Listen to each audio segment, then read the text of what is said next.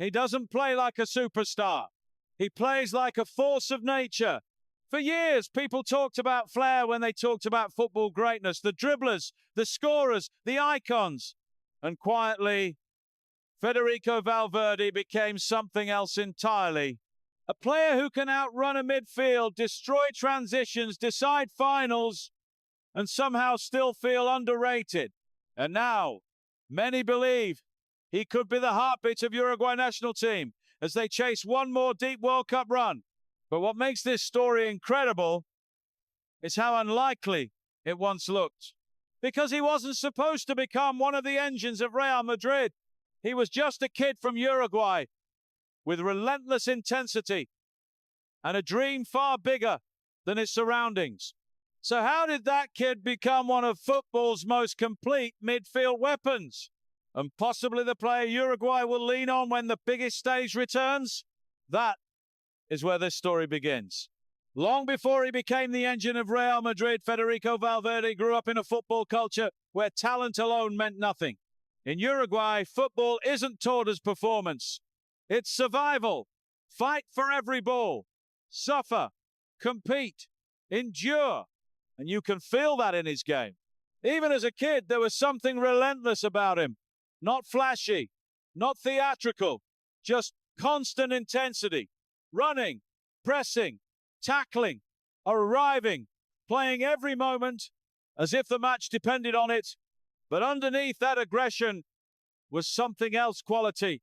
A passing range beyond his age, tactical intelligence, the rare ability to combine chaos and control. And coaches began noticing this wasn't simply another hard-working Uruguayan midfielder. This was something more modern, more complete.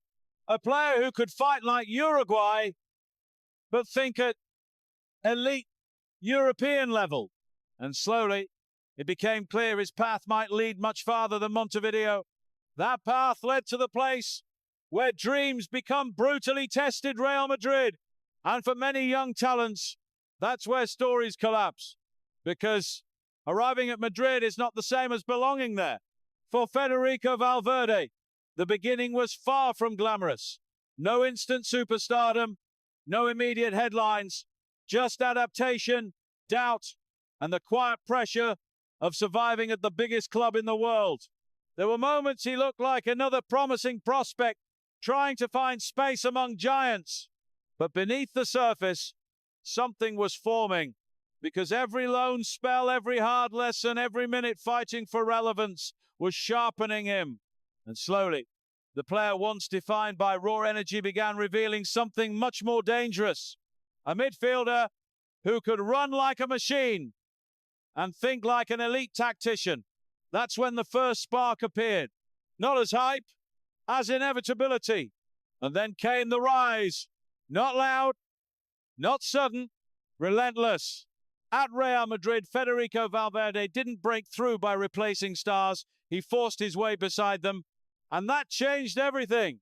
Because suddenly the kid once fighting for minutes was starting Champions League nights, covering impossible ground, breaking lines with runs no midfielder should make, turning defensive recovery into attacks within seconds. He wasn't just fitting into Madrid's machine, he was powering it. And this is where then began colliding with now. Because the overlooked Uruguayan prospect was becoming something much bigger. One of the most complete midfield weapons in Europe. And once that became undeniable, the world started noticing. And this is where the rise became a breakout. Because once Federico Valverde started deciding the biggest matches, the conversation changed forever. He wasn't just admired for work rate anymore. He was feared for impact. Champions League nights made that clear. Big goals, huge recoveries, moments where he didn't just support greatness, he drove it. And suddenly, the player once viewed as an energetic prospect was being talked about as one of the pillars of Real Madrid. That's a different level. Because at Madrid, talent gets noticed. Only match winners become essential. And as his club rise exploded, another thought began growing louder. What could this mean for Uruguay national team?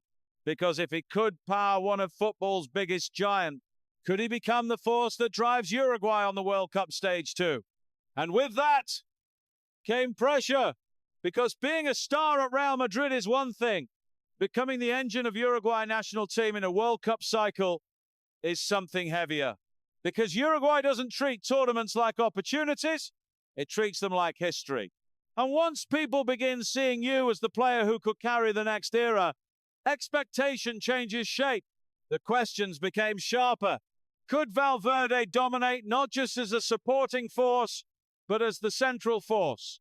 Could his intensity survive the burden of leading a nation? Could he transform from elite midfielder into World Cup defining player? Because football has many great engines, far fewer become the heart of a country. And this was the moment his story stopped being about emergence and became about legacy. But this is where the story turns from greatness into identity. Because instead of being weighed down by those expectations, Federico Valverde began embracing them. And you could see it in his game.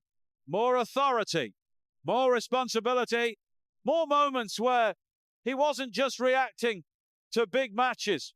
He was driving them. That's when the narrative shifted.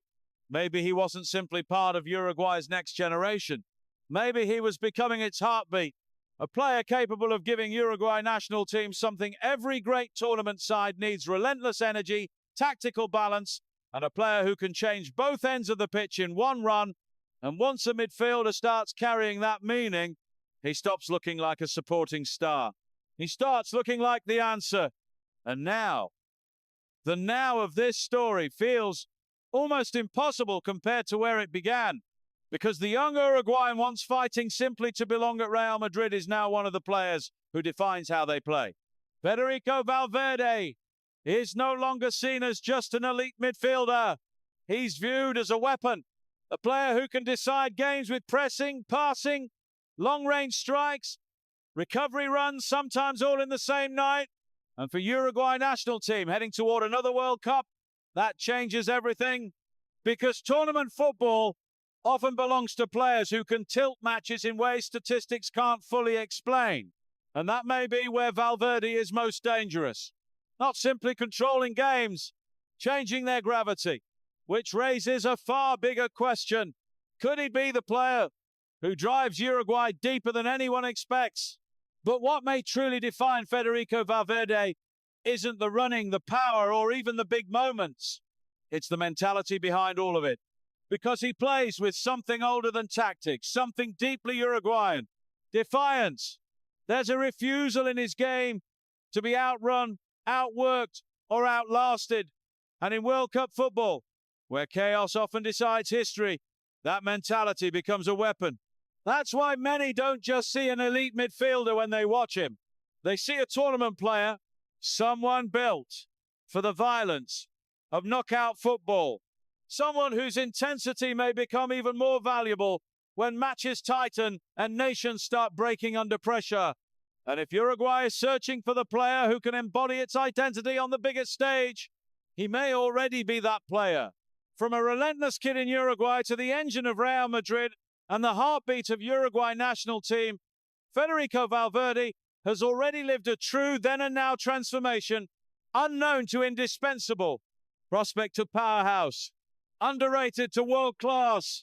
But what makes this story feel unfinished is what may still be coming, because with another World Cup approaching, the stage is there for something even bigger. Not just to be one of the world's best midfielders, but to become the player who leads Uruguay into history again. And if that happens, this won't be remembered as the rise of another great midfielder.